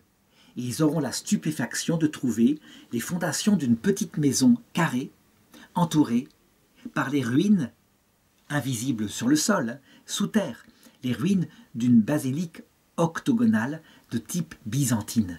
Ça veut dire qu'à l'époque de l'Empire byzantin chrétien, à un moment donné, on savait que c'était la maison où la Vierge Marie avait habité, et donc on en avait fait un sanctuaire pour le pèlerinage des gens qui venaient sur place prier la Sainte Vierge. Cette découverte fabuleuse faite par l'abbé Julien Gouillet en 1881 est maintenant mise en avant par les autorités turques, et on peut, lorsqu'on va en Turquie, visiter l'endroit où était la maison de la Sainte Vierge. Ceci indique que manifestement, il y a des faits objectifs qui sont racontés. Mais encore une fois, attention. Par exemple, quand Mel Gibson fait son film sur la Passion du Christ, il va s'inspirer non seulement des écrits d'Anne-Catherine Emmerich, mais aussi de ceux de Maria Valtorta. Et donc il présente certains éléments, comme par exemple la flagellation du Christ, où on voit que le Christ est fouetté et que ça ne correspond pas à ce qui est visible sur le Saint-Suaire de Turin, qui lui, est-il vrai, est-il faux? En tout cas, il semble manifestement correspondre à ce qu'a vécu le Christ. Et on voit bien sur le Saint-Suaire que le Christ a reçu une flagellation en étoile comme ça veut dire en veillant à ce que les plaies ne soient pas toujours au même endroit. Il en a reçu sur les jambes, sur le torse, etc. Et puis des coups mesurés par un flagellum romain, ça veut dire une sorte de fouet au bout duquel il y avait des boules de plomb afin de faire mal.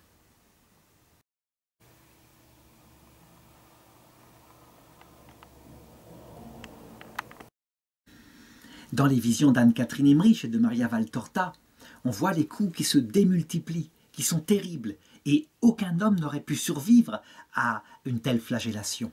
Est-ce que ça veut dire donc que la passion vue par Maria Valtorta est fausse et que vue par Anne-Catherine Emmerich aussi est fausse? Eh bien je dirais qu'en fait, il faut comprendre, il se mêle dans le récit des choses objectives, mais aussi la douleur extrême ressentie par ces personnes lorsqu'elles voient la douleur du Christ. Et donc, en fait, cette flagellation-là reflète plutôt ce qu'a souffert le Christ, qu'il a ressenti, et ce qu'a ressenti par exemple la Vierge Marie, qui a peut-être assisté, ou alors Anne-Catherine Emmerich, lorsqu'elle voit le Christ souffrir une telle injustice, un tel mépris. Donc, encore une fois, il faut être capable d'interpréter et de remarquer ce qui est physiquement objectif et que peut-être un homme glacé, qui aurait observé la flagellation, médicalement, aurait décrit, et ce que décrit quelqu'un qui aime, qui évidemment ne ressent pas la même chose. Ça veut dire que, sans doute, en lisant ces livres-là, eh bien, il faut être capable d'éviter deux excès. ça veut dire la prise littérale de tout ce qui est là comme étant vrai, objectivement vrai. Non, certaines choses sont d'ordre subjectif. Mais aussi, l'autre travers qu'on voit à partir des années 60, l'hypercriticisme qui consiste à opposer les choses, à chercher les confusions, les erreurs, pour dire tout cela, c'est Brentano qui l'a inventé. Non, ce n'est pas vrai, c'est plus complexe que cela. En réalité, on est confronté à l'humain qui est quelquefois trop crédule, ou l'humain qui est quelquefois hyper critique. Et c'est la grande mode depuis les années 60 avec ce qu'on appelle l'exégèse historico-critique, qu'on arrive même à dire que l'évangile selon Saint Jean n'est pas de Saint Jean, que Saint Luc n'a rien écrit, etc. Ou même éventuellement que le Christ n'a pas existé. Ce qui a frappé Clemens Brentano lorsqu'il l'a rencontré, c'est un peu ce qui frappe aussi les gens qui ont rencontré Marthe Robin plus d'un siècle plus tard, à savoir la simplicité, la limpidité de cette femme qui pourtant vit au milieu de paysans qui ne comprennent pas grand-chose à ce qu'elle vit, qui sont un peu frustres, qui vont au travail, qui n'ont pas cette vie spirituelle intense qu'elle a. Il est frappé aussi par sa simplicité. Ça veut dire que chez elle, il n'y a pas d'exaltation. Elle ne part pas comme ça en extase avec les yeux révulsés, comme on raconte que le faisaient certaines femmes à l'époque de Louis XIV pour se faire bien voir de lui. Non, tout est simplicité chez elle et équilibre. Elle raconte sans se mettre en avant. Et c'est sans doute ce que le Seigneur lui a appris dès son enfance. L'humilité, l'amour de Dieu, l'amour du prochain. Et Brentano constate d'autant plus l'héroïsme de son comportement qu'elle est entourée par des dragons. Sa sœur, par exemple, qui mène le ménage à la baguette, c'est un peu, je dirais, la marâtre de Cendrillon. Elle est là, Anne-Catherine se soumet à tout ce qu'elle lui demande. Quand il faut bouger parce qu'elle doit faire le lit, elle bouge simplement, et voilà. Elle prend les choses tout à fait paisiblement, dans la joie, et elle rayonne autour d'elle cette joie et cette paix.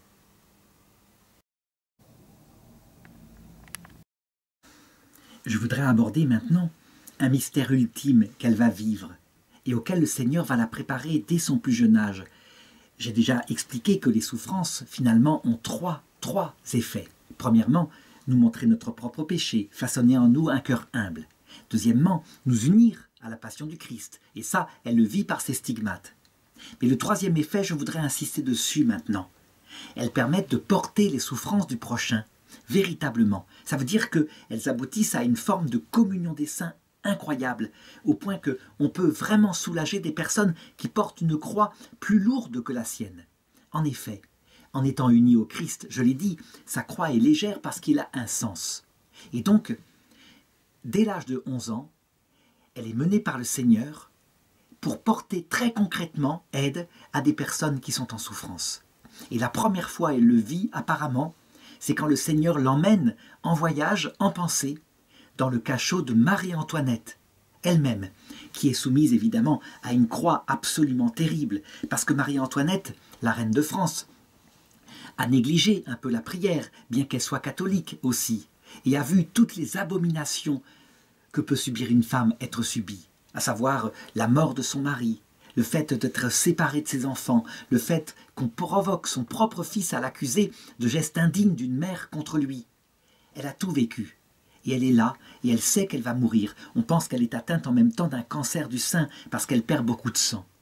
Et donc la douleur qu'elle a est absolument incroyable, parce que, n'ayant pas entretenu durant sa vie la ferveur du contact avec le Seigneur, il lui faut maintenant l'aide du Seigneur. Et c'est ce qui va arriver. On sait que Marie-Antoinette va retrouver profondément la piété. On ne sait pas d'où lui viennent ces grâces. On se doute qu'elles viennent du Saint-Esprit. Eh bien, apparemment, la petite fille de 11 ans était là, avec elle, parfois mystérieusement présente dans sa chambre, pour lui inspirer des pensées chrétiennes et faire que sa croix soit de plus en plus la croix du Christ. On sait qu'à la fin, Marie-Antoinette va mourir comme une sainte, comme son mari d'ailleurs était mort, en refusant de signer la constitution civile du clergé, donc devenant un héros lorsqu'il s'agissait de défendre l'Église du Christ. Eh bien, ce phénomène-là va commencer à se multiplier dans sa vie. Ça veut dire que le Seigneur l'emmène dans le monde entier et elle assiste à toutes les douleurs possibles. Elle voit, par exemple, au fin fond de l'Afrique qui n'a pas été évangélisée du tout à cette époque-là, elle voit des pauvres gens soumis à l'esclavage, des superstitions et de la sorcellerie, et quelquefois des sorciers qui abusent de leur pouvoir pour dominer des peuples entiers, et elle voit leur douleur, et elle s'unit à eux. Et elle part aussi dans l'Orient mystérieux, là où règne l'islam, et elle observe comment est-ce que ce chemin-là ne donne pas le salut, mais qu'il donne une dure soumission à Dieu, considéré uniquement comme le maître du monde, et comment, malgré tout, il prépare l'âme de ces gens-là à la rencontre avec le Christ qui se fait plus tard pour eux. Elle est emmenée par la prière au cœur des chaumières où parfois il y a un mourant complètement abandonné qui ne sera pas visité par un prêtre et qui angoisse parce qu'il ne sait pas ce qu'il y a de l'autre côté. Elle assiste à la souffrance la plus intime de ceux qui sont athées. Elle les voit avec les conséquences de leur athéisme, ça veut dire l'angoisse par rapport au néant qui approche pour eux, et leur croix est extrêmement lourde. Alors, elle offre ses prières, et elle permet qu'un rayon de lumière leur soit envoyé afin de les soulager, et qu'ils ne meurent pas crucifiés sur la croix du mauvais larron, mais avec un petit peu la croix au moins du bon larron qui leur promet un salut, et si possible la croix du Christ, qui a tellement de sens. Elle a aussi la possibilité de voir ce que vit l'Église et comment elle est attaquée de tous les côtés, aussi bien de l'intérieur que de l'extérieur. Elle est attaquée par exemple de l'intérieur profondément quand elle voit par exemple la mondanité, la tiédeur, parfois même le manque de foi de certains prêtres. Mais aussi comment elle est attaquée de l'extérieur par des ennemis de l'Église qui la considèrent comme une statue de superstition, et en particulier en France, la haine de ceux qui combattent l'Église. Elle voit aussi les attaques qu'elle peut subir par la franc-maçonnerie. C'est quelque chose qui lui paraît très nettement. Il y a là des hommes intelligents qui organisent un plan pour essayer de diminuer l'influence de l'Église sur les peuples européens. Elle se retrouve auprès du pape Pie VII à cette époque où lui-même risque beaucoup parce qu'il va être déporté par l'empereur Napoléon pour être sacré empereur, et donc il n'a pas la liberté de ses mouvements. En tout cas, elle considère, elle est éclairée par l'Esprit Saint, et elle voit pourquoi l'Esprit Saint permet de telles douleurs. Il rend son Église plus humble, il la sanctifie de cette façon-là.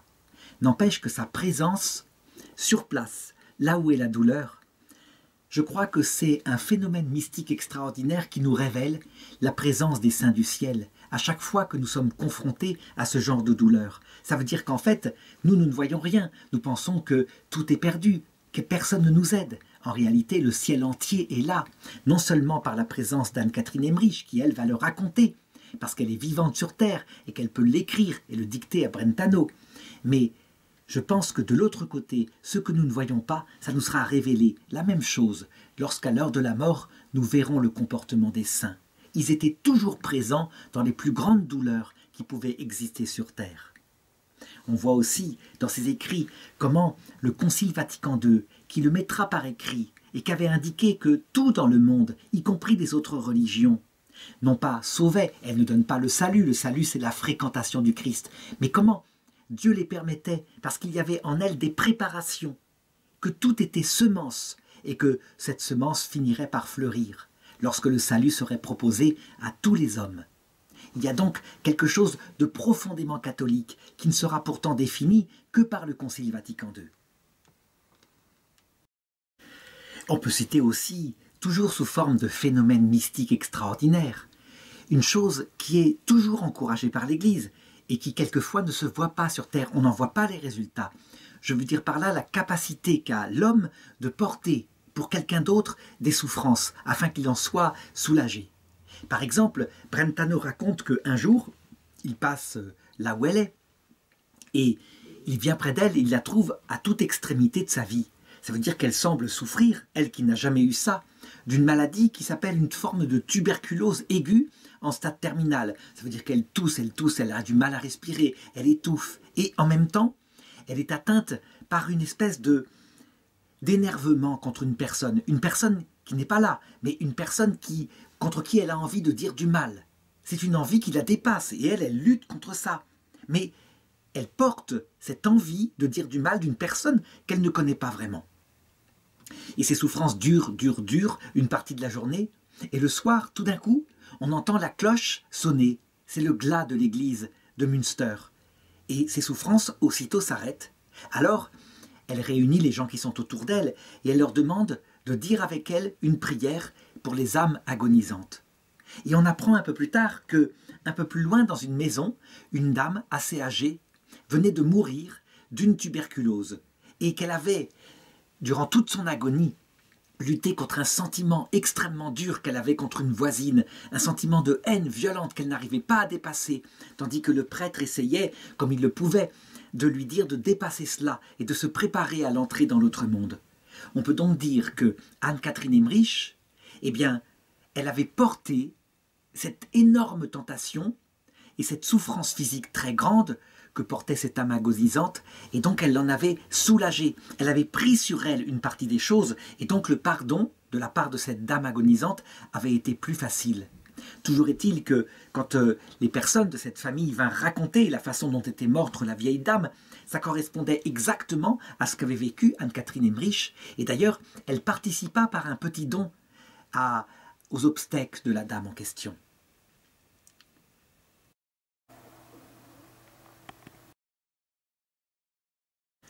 Elle avait juste après retrouvé entièrement sa santé, mais elle commentait cela devant Brentano. Elle disait « Souffrir avec résignation, par amour pour Dieu et pour le prochain, est la chose la plus digne qu'un homme puisse faire sur terre.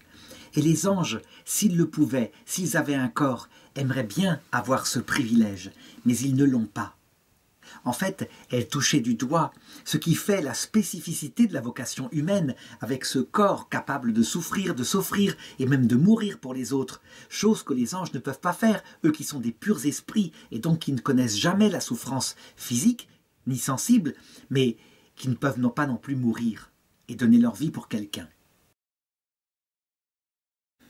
Ce vécu de la bienheureuse Anne-Catherine Emmerich, c'est simplement en acte et visible pour nous de la réalité hyper efficace de ce qu'on appelle la communion des saints, encore une fois. Et on n'imagine même pas ce qui nous sera révélé à l'heure de la mort, la capacité qu'on a véritablement d'aider notre prochain de cette façon-là, comme le Christ l'a fait lui-même à sa croix. Ce qui est intéressant chez Anne-Catherine Emmerich et ce qui marque la sainteté, c'est qu'elle est volontaire pour porter les souffrances et que quelquefois on en voit les effets jusque dans sa chambre. Par exemple, un jour, vers 1822, eh bien, une personne vient la voir qui est étouffée par une énorme forme de dépression, de tristesse, quelque chose qui pèse sur son âme et il ne sait pas l'expliquer. Toujours est-il que ça lui donne des pensées de mort. Et elle est dans la chambre et elle est en extase, en train de vivre la passion. Et soudain, elle se met à dire « Seigneur, s'il vous plaît, donnez-moi cette pierre à porter, j'accepte de la porter à la place de ce pauvre homme. » Et alors, les gens sont là, ils sont stupéfaits, ils entendent qu'ils disent ça. De quelle pierre peut-elle parler? Ce n'est pas possible. Il n'y a pas dans la Passion d'exemple de quelqu'un qui aurait porté une pierre. Peut-être qu'il s'agit de la croix du Seigneur qu'elle voudrait aider à porter. Et alors, à un moment donné, on voit qu'elle est comme exaucée.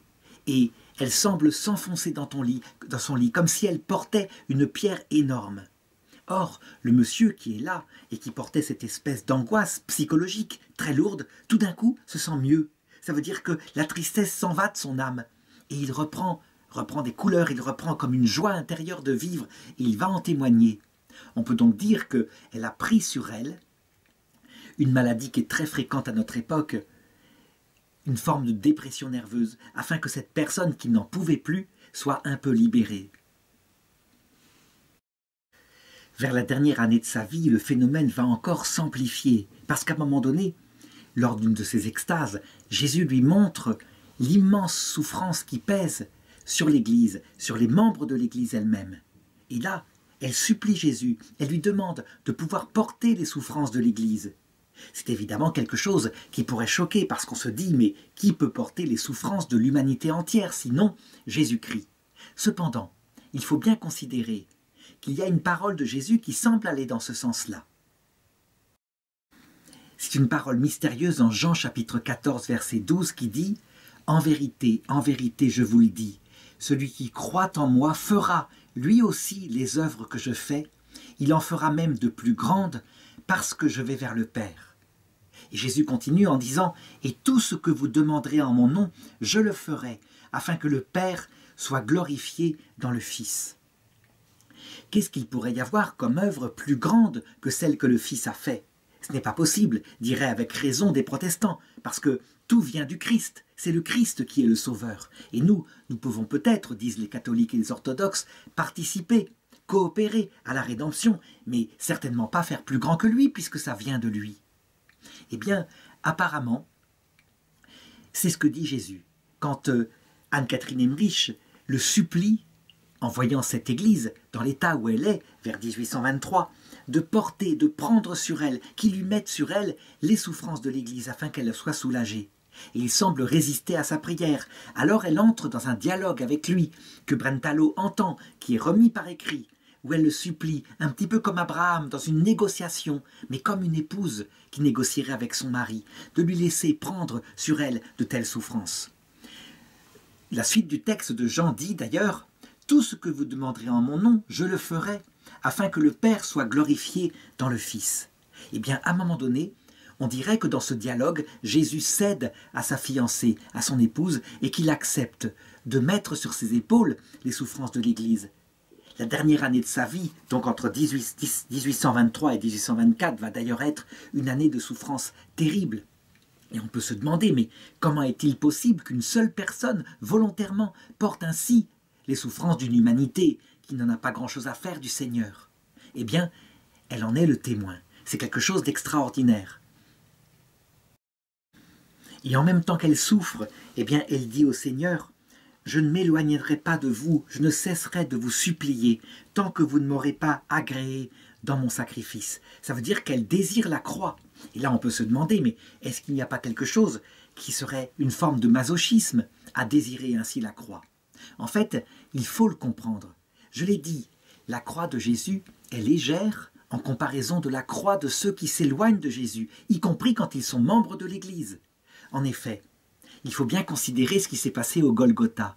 Je l'ai dit, il y avait 3 crucifiés. Le mauvais larron, c'est un homme dur, qui ne cède pas, mais Jésus est en train de préparer son cœur au salut par ses souffrances, qui n'ont pas de sens, mais qui au moins lui apprennent quelque chose de l'humilité. Il y a le bon larron, c'est un homme qui pourrait représenter un chrétien qui croit peu, qui n'a pas compris le message du Christ, sur qui il arrive des malheurs, comme à tous les hommes, mais il ne sait pas trop pourquoi. Simplement, il se tourne vers Jésus en attendant un salut, au cas où on ne sait jamais. Cette croix-là est extrêmement lourde à porter parce qu'elle non plus n'a pas de sens. Et puis, il y a la croix de Jésus, qui elle a un sens. On sait ce qu'on fait. Quand on vit vraiment du message de Jésus et qu'on sait que la vie éternelle arrive, ça a une direction. On est certes dans les mêmes souffrances, mais des souffrances qui, ayant une lumière, une signification, laissent un coin dans le cœur de 1000 ans, comme 1000 ans de paix intérieure. Eh bien, Anne-Catherine Emmerich, apparemment, elle sait cela, et elle désire porter les souffrances du mauvais et du bon larron, afin qu'il soit soulagé, parce que ces souffrances-là sont extrêmement dures, comme je l'ai dit, et elle est exaucée. Donc je pense qu'il y a là quelque chose qui révèle de manière un peu mystérieuse cette vocation particulière de l'Église, qui, par le fait qu'elle a reçu le message du Christ, peut véritablement prendre sur elle les souffrances de gens qui ne le connaissent pas encore. C'est en tout cas typique la vocation de Jésus. Et si c'est aussi la vocation de l'Église, ça montre l'immensité du mystère de Dieu.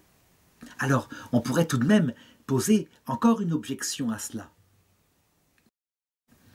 On sait en théologie que si nous devons tous passer par des souffrances, c'est parce que personne ne peut voir Dieu. Ça, c'est la nature du paradis, voir Dieu face à face, en compagnie de nos frères. Mais personne ne peut voir Dieu, cet être infini, jaillissement de lumière et d'amour, sans mourir à soi-même. C'est ce que Dieu avait révélé d'ailleurs à Moïse, quand il avait demandé la possibilité de voir Dieu avant de se lancer dans sa mission qui consistait à libérer le peuple d'Israël. Et donc on pourrait dire, en conséquence, il n'y a rien à faire, chacun doit porter sa part de souffrance ultime, afin de mourir à soi-même. Comment est-ce que quelqu'un pourrait porter pour quelqu'un d'autre ce qui est nécessaire de vivre par chacun d'entre nous? Eh bien de la façon suivante. En réalité, lorsque les âmes de ceux qui ne connaissent pas le Christ arrivent devant le Christ à l'heure de la mort, et qu'elles voient la dose de souffrance que le Christ a souffert pour elles, et aussi que les amis du Christ ont souffert pour elle. Elle est bouleversée, véritablement. Elle est stupéfaite par un tel niveau d'amour. Et aussi, elle est profondément touchée par cette souffrance.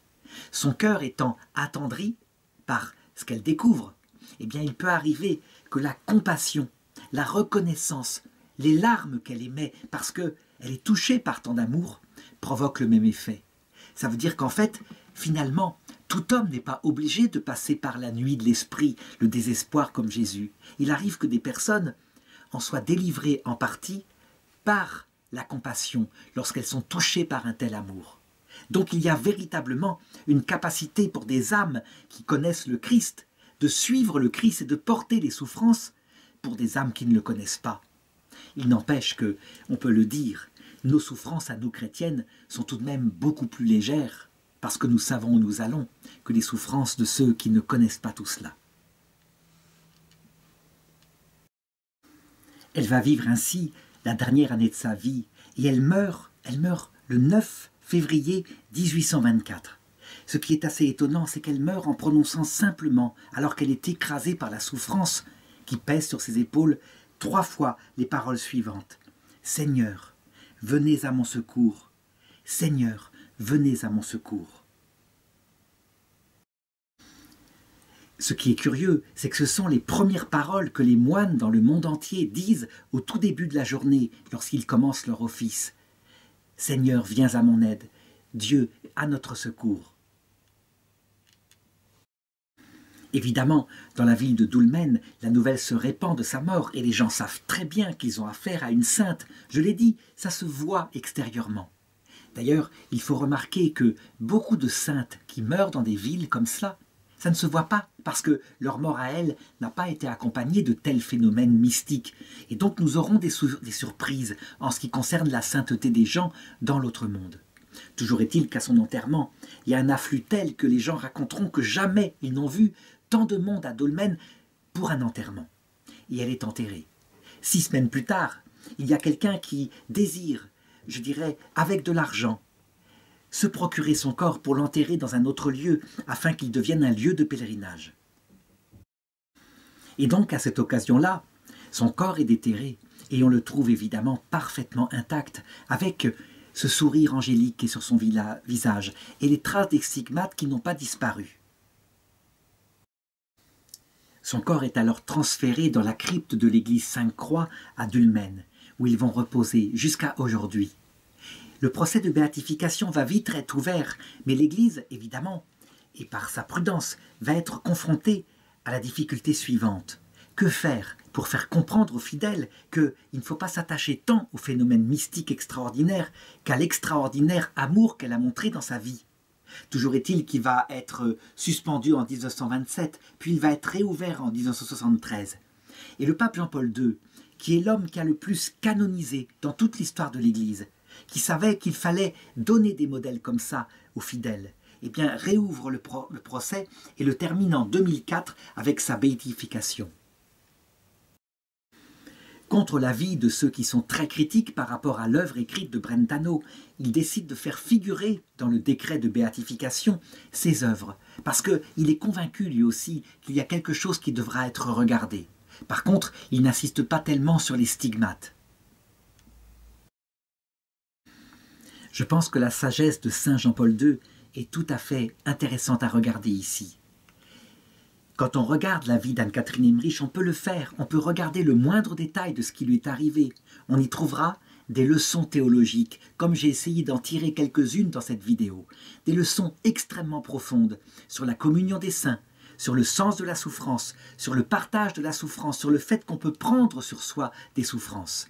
Et tout cela, c'est de plus en plus compris grâce à la grande théologie, parce que parallèlement, où le Christ, par ses mystiques, révèle de plus en plus de choses sur ce qu'il a fait quand il était sur terre, parallèlement, il faut le dire, il inspire son Église à travers ses théologiens pour qu'ils comprennent la logique de tout cela. Cette sainte communion qui fait qu'au ciel, nous serons tous une famille et nous pourrons être reconnaissants les uns envers les autres parce que nous aurons porté vers la vie éternelle l'humanité entière. Ça ne veut pas dire que tous seront sauvés. Certains peuvent véritablement refuser le salut.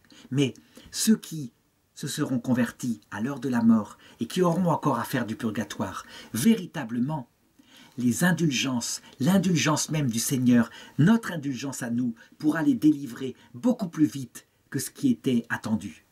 En réalité, tout cela fait mentir, entre guillemets, la parole de Jésus qui dit « Hâte-toi de te réconcilier avec ton frère tant que tu es en chemin sur la terre, de peur que ton frère ne te livre au juge, et le juge au bourreau, et le bourreau au geôlier. Et là, en vérité, tu ne sortiras pas de prison, que tu n'aies payé jusqu'au dernier sou. » La réalité, c'est que les âmes de ceux qui se convertissent au Christ et qui veulent payer jusqu'au dernier sou, parce qu'ils sont arrivés dans l'autre monde avec beaucoup de colère, beaucoup de haine, puis ils se sont convertis, eh bien cette parole, l'Église et le Christ la font mentir. À un moment donné, on leur dit que leur dette est remise, qu'ils n'ont pas à tout payer, qu'ils peuvent maintenant sortir du purgatoire pour entrer dans la vie éternelle. Donc voilà jusqu'à va cette indulgence qui pourtant a été tellement combattue par certaines églises protestantes. Non, elle est au cœur de l'Église catholique. Elle est une manifestation de l'amour de Dieu et du prochain.